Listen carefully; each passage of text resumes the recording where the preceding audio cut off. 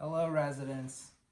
So I wanted to walk you guys through how to use this strange body cavity drainage kit. I know we did a little bit of it in conference the other day, but I figured I could record it and actually kind of go through it step by step with everyone. So you're going to pretend that I'm perfectly sterile and have a gown and cap on. Here's our patient with ascites. We are going to go through step by step how to use this body cavity drainage kit. They can look a little different. This is one of them.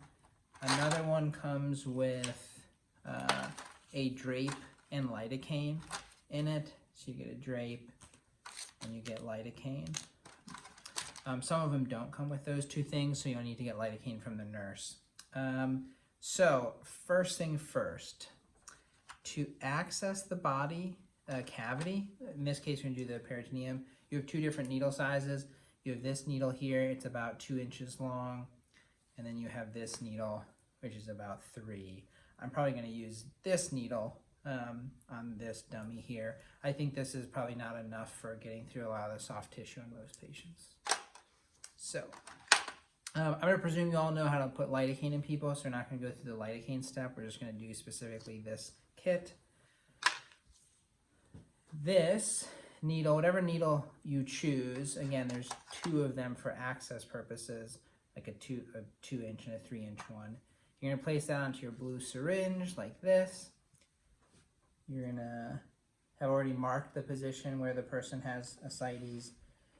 You're going to advance this needle and pull back at the same time until you get into the body cavity. You can see some pink fluid coming back here. Once you're in the peritoneum, what you're going to want to do is you have to use this Seldinger technique here with this guide wire. So there's 2 ways you can do that. You can actually, there's a hole in the back of the syringe that you can feed the guide wire straight through. The other way you can do it is you can take off the syringe and feed it through this needle.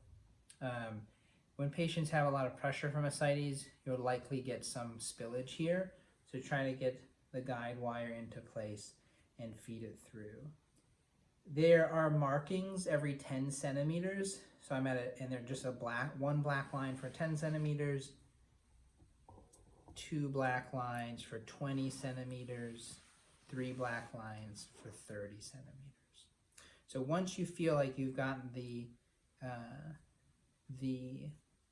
wire, I would say put it about 30 centimeters, 20 to 30 centimeters in.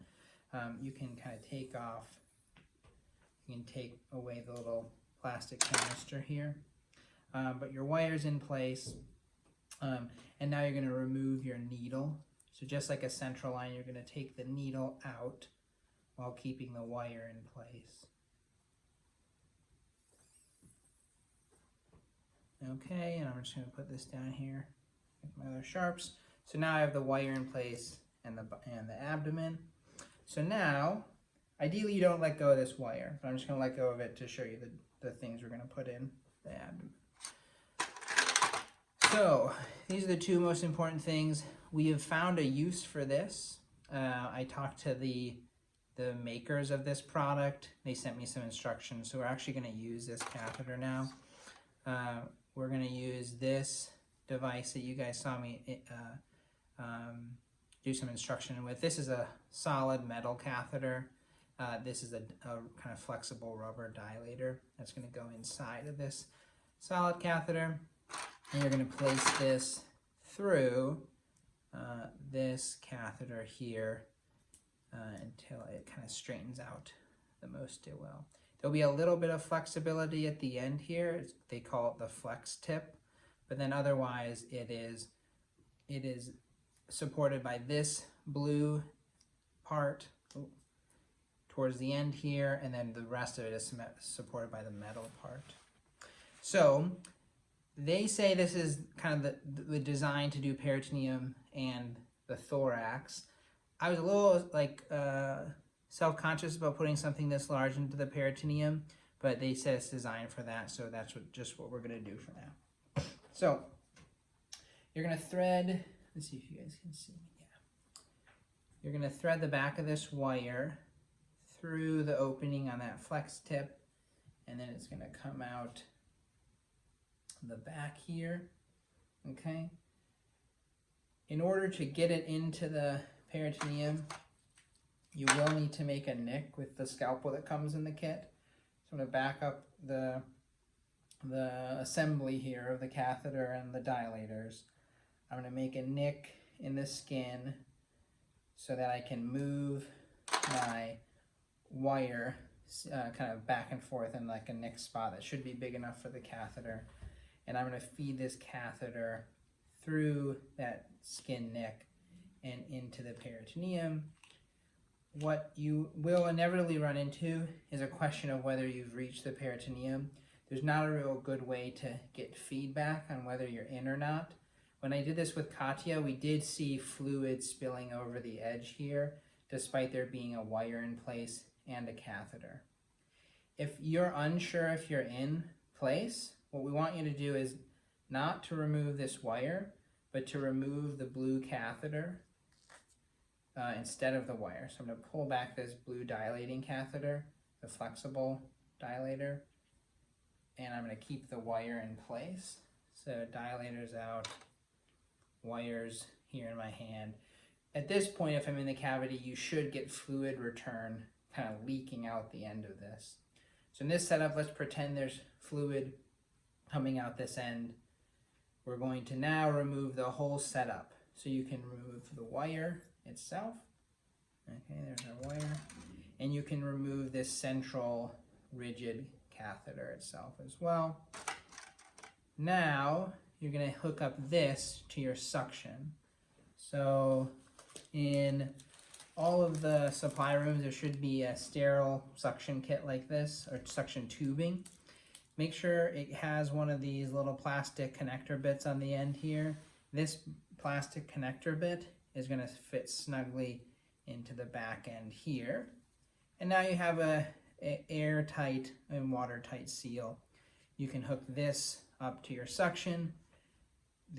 Make sure you've clamped this little blue clamp so nothing's just, you're not just entraining air when you hook it up to suction, and that nothing leaks out that side. And you should just be able to do drainage like you've done in every other procedure. So that's how you hook it up. We now have a way to hook it to suction. We kind of now understand what this plastic catheter is for. And if you were gonna, it even allows you to suture it to the skin if for whatever reason you wanted to do that, but I don't think you need to for an LVP. So that's all I really have to show you guys. Most important bits is this is the thing you need in order to connect to this catheter tubing. It fits in pretty snugly there and is pretty airtight. And then the last thing I would do is just show you this connecting bit again. So this is our catheter that will leave in and drain. It has a couple fenestrations up there, 3 of them. First thing that goes into it to make it more rigid for placement is this metal rigid tube here. That reaches up to about that last hole to span that gap and help a little bit with the rigidity of it while you're inserting it.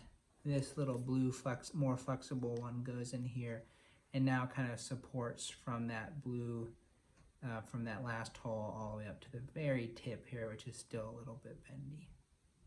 So that whole device is what's placed in over the wire and getting into the peritoneum. That's it for the kit. There's a couple other, this